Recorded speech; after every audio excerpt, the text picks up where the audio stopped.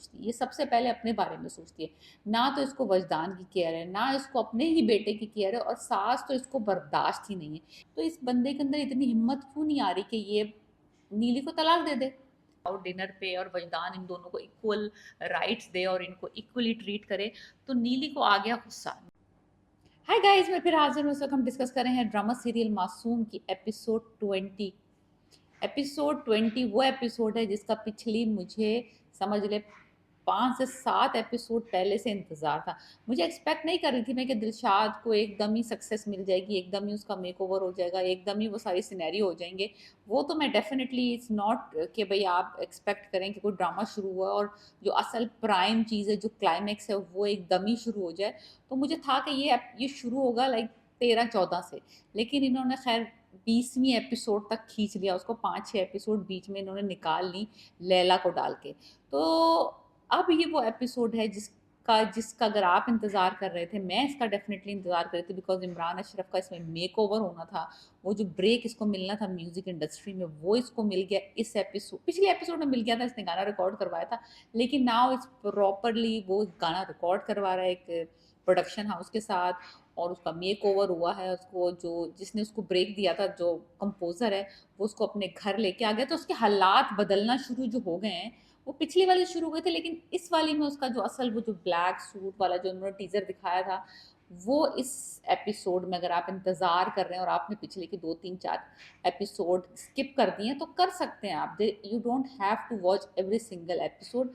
आप कैचअप कर लेंगे। अगर आपने 15 तक देखा है और उसके बाद आप डायरेक्ट 20 पे आ जाना चाहते हैं, तो आप आ सकते हैं। ड्रामे में ऐसा कुछ पिछली 3-4 एपिसोड्स में नहीं हुआ है। हुआ कुछ यूँ है कि वो जो लैला साहिबा आई हैं, वजदान की पहली बीवी, सनी की मदर, अब उसका साथ ये पता चलना शुरू हुआ है कि ये बंदी पहली दफ़ा में गई क्यों थी। पहली दफ़ा में ये गई इसलिए थी क्योंकि इसकी और वजदान की माँ की बिल्कुल नहीं बनती, और प्रॉपर रीज़न है क्योंकि इसकी नहीं बनती, because she is very selfish person. किसी लिहाज से भी ये किसी और के बारे में नहीं सोचती, ये सबसे पहले अपने बारे में सोचती है।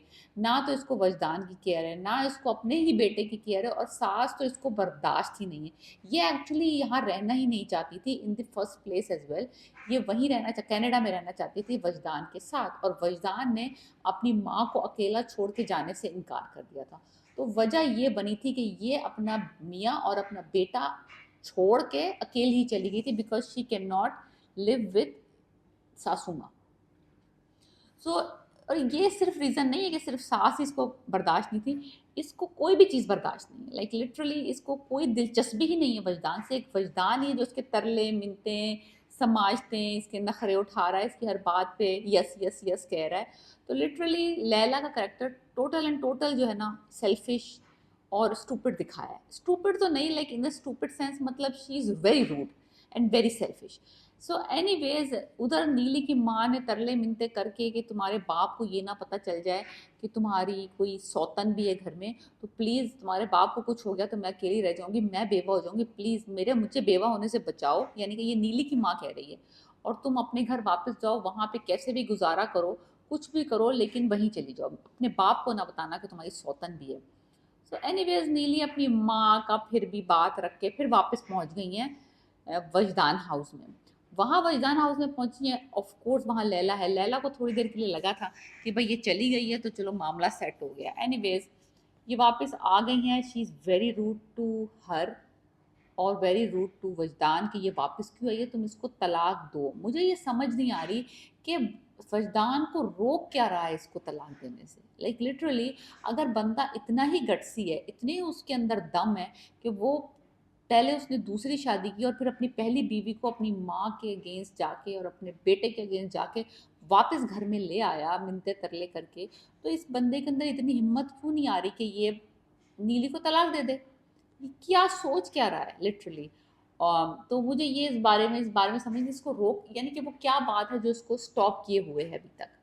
यानी कि माँ से अगर इसको इतना ही खौफ होता और माँ का इतना ही लिहाज होता, तो ये लैला को लेके तो ना आता ना। तो यानी कि इसमें है वो कीड़ा है, इसमें वो है बगावत वाला। लेकिन ये बगावत लैला को लाने के लिए तो उसने कर ली, लेकिन नीली को निकालने के लिए नहीं कर रहा। एनीवेज, वजदान को नीली के साथ जो कन्वर्सेशन हुई है इस ड्रामे में, वो बड़ी इंटरेस्टिंग हुई है।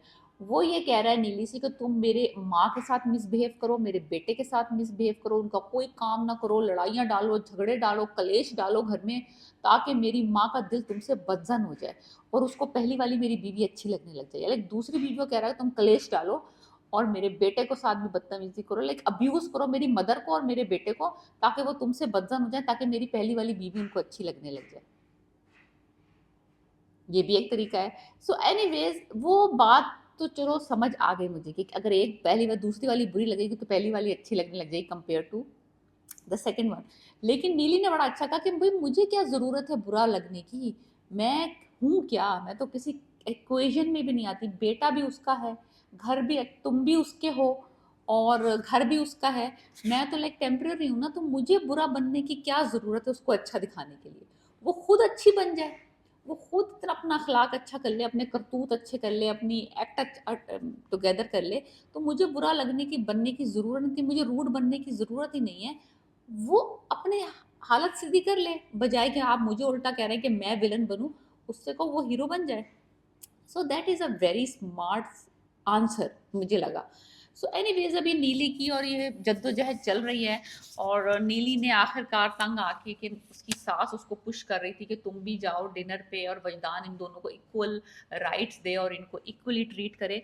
तो नीली को आ गया गुस्सा, नीली को गुस्सा आया, एक्चुअली शी इज़ थोड़ा सा उसने एक्टिंग भी की, थोड़ा रूड हुई अपनी सास के साथ कि आप लोगों ने मुझसे तो कभी पूछा नहीं और मुझे बस यहाँ से वहाँ, वहाँ से यहाँ, बैंगन थाली का बैंगन बनाया हुआ है, जिसकी जो मर्जी आती है मुझसे करवाता है, मुझे नहीं जाना, लाइक लिटरली। और उसने वजदान को भी कह दिया कि मैं जो रूड हो रही हूँ तुम्हारी माँ के साथ तुम्हारे कहने की वजह से हो रही हूँ, ये मत समझना कि मैं वाकई में अ रूड पर्सन हूँ।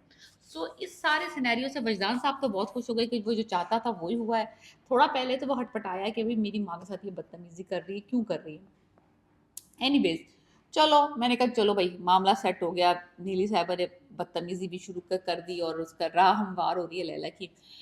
हुआ कुछ यूँ कि जब ये डिनर पे गए हैं अपनी उस लैला साहिबा को लेके, वहाँ इन्होंने बड़ा रोमांटिक बनने की कोशिश किया और साइकिल पे बैठे, वो बंदी किसी को अपने तल्ले ना चढ़ने दे, वो साहिबा कि क्या बकवास है ये, मैं बता रही हूँ ना कि she is very, I don't know why she came back, मुझे समझ नहीं आई कि अगर इसको इतनी वजदान से कोई मोहब्बत नहीं थी, हमदर्दी नहीं थी, कोई कुछ नहीं था, तो आई क्यों थी वापस। इतना ही इसका एटीट्यूड है, इतना ही इसके अंदर भरम है, तो वो तरले मिनते करने में लगा हुआ है। एनीवेज बातों बातों में जब वो उसको लेके जाने लगा तो उसके मुंह से बजाय लैला निकलने के नीलम निकल गया। वो तो आग बगोला हो गई, लाजमी सी बात है, कोई भी हो सकता था आग Bagola. Anyways I don't know मुझे थोड़ा सा, मुझे ये फीलिंग आ रही है कि ये जो नीली है ना, इसने थोड़ा सा रंग छोड़ दिया है वजदान के ऊपर। वो एडमिट नहीं कर रहा है, उसको पता नहीं है, सबकॉन्शियसली ही लाइक्स नीली का बिहेवियर बट लैला की अपीयरेंस। ये उसको सीरत चाहिए नीली जैसी और सूरत चाहिए लैला जैसी, तो ये टू इन वन वाला मामला है। तो ये वाले सिनेरियो में वजदान फंसा हुआ है उसको, आप समझ रहे हैं मेरी बात, दोनों में से एक एक चीज़ पसंद है इसको, दोनों बीवियों में से। सो एनीवेज वजदान बीच में अभी फंसा हुआ है, मुझे समझ नहीं आ रहा क्यों फंसा हुआ है। यही रीज़न हो सकता है क्योंकि अगर उसने एकदम उसको तलाक दे दी तो उसकी माँ ने कोई हार्ट अटैक ही नहीं डाल लेना। सो एनीवेज अब आहिस्ता आहिस्ता जो है वो नीली जो है उनको राज़ी कर रही है कि वो सनी को कि वो अपनी जो बायोलॉजिकल मदर है उसके साथ अच्छा बिहेव करे। ऑल दैट सिनेरियो चल रहा है, पीछे से दूसरी पैरेलल जो स्टोरी चल रही है दिलशाद की।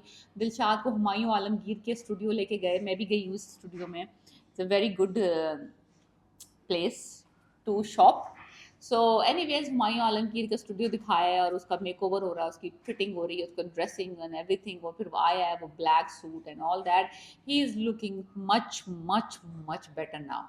बिकॉज जो पिछली 19 एपिसोड से बेचारे के कपड़े फटे हुए, रुमाल और बाल ग्रीसी और वो चप्पलें, शुक्र अल्हम्दुलिल्लाह अब हम इस पॉइंट पे आ गए हैं एपिसोड 20 में। अगर आप उस लुक से तंग आ गए हैं और ये ड्रामा शुरू कर रहे हैं, 4-5 एपिसोड बीच में स्किप कर दें और मेरे रिव्यूज़ देख लें और आप कैचअप कर लेंगे। सो एनीवेज अब हो गई है बात शुरू, दिलशाद साहब का कैरियर किक स्टार्ट हो गया है, थोड़े हालात बेहतर हो गए हैं। अब ये मामला है कि देखना ये है कि दिलशाद और नीली के पाथ्स कब क्रॉस होते हैं। तो definitely I am looking forward to watch कि वजदान क्या कर रहा है, किस तरह से वो पीछा छुड़ाता है नीली से, किस तरह दिलशाद और नीली का आमना सामना होता है, दिलशाद कितना तरक्की करता है, कितने फास्ट, और छुटकी के साथ क्या होता है, छुटकी बेचारी उसका कुछ इलाज होता है, कुछ इम्प्रूव करती है या नहीं करती। तो बहुत सारे चीज़ें अब होने वाली शुरू हो गई है। Ball is rolling now. मासूम के एपिसोड 20 हम डिस्कस कर रहे थे। Please subscribe my channel and let me know what you think about my review